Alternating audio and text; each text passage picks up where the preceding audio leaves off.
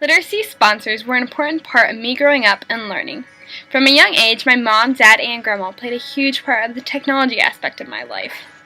School and elementary, we used computers, but mostly weren't very dependent at all on them.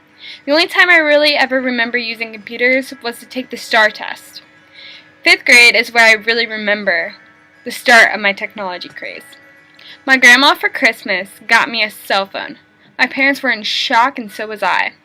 Now, keep in mind, it was the early 2000s, so this was way before iPhones and phones with full keyboards.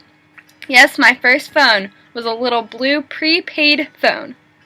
I used it to communicate with family during school and took it everywhere, but I never remember using it for learning. 6th grade, my parents got me a real phone with a real plan.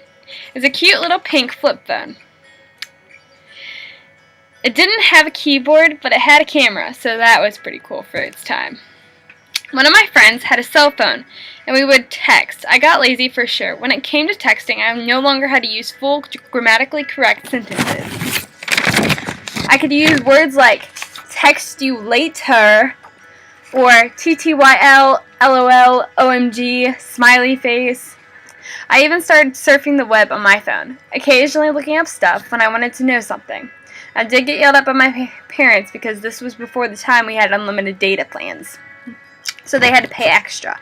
But that Christmas, I got an unlimited texting plan, data, for Christmas. Obviously, I didn't use my phone much for surfing the web because I didn't have a full keyboard. And it took forever to load because phones were actually Wi-Fi-less. But texting almost became an addiction. I could text my friends and wouldn't have to call them to talk to them. 8th grade, I got a new phone, the Rumor. It had a full keyboard. I couldn't believe a phone actually could have a full keyboard. I didn't have to rely so heavily on using a computer when it came to different things. It was still hard using the Rumor to surf the web because it really wasn't built for it. Christmas that year later, I received the iTouch 2nd generation. It didn't have a camera, but it was built for Wi-Fi. I became pretty heavily reliant on it.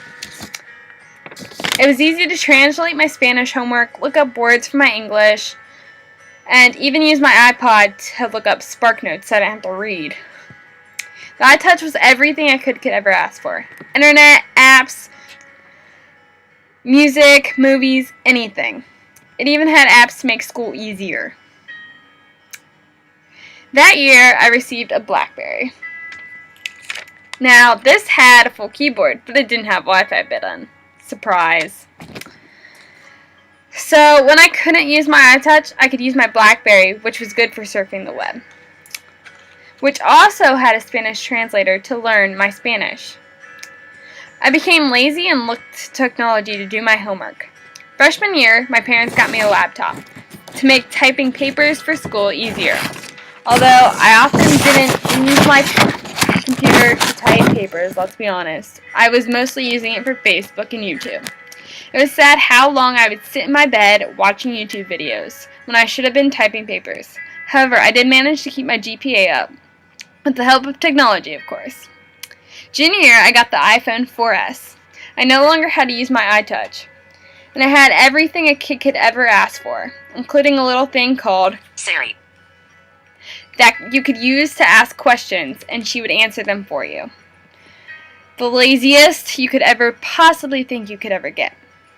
But just when you didn't think it could get worse, this Christmas I got the iPhone 5S, so I no longer have to type in my password. Laziness at its finest. Technology has become an addiction, an encourager of procrastinating, and inspiring us to be lazy. I can't imagine what technology will bring us, but I am sure we will get lazier. It already is the greatest literacy sponsor, encouraging awful habits.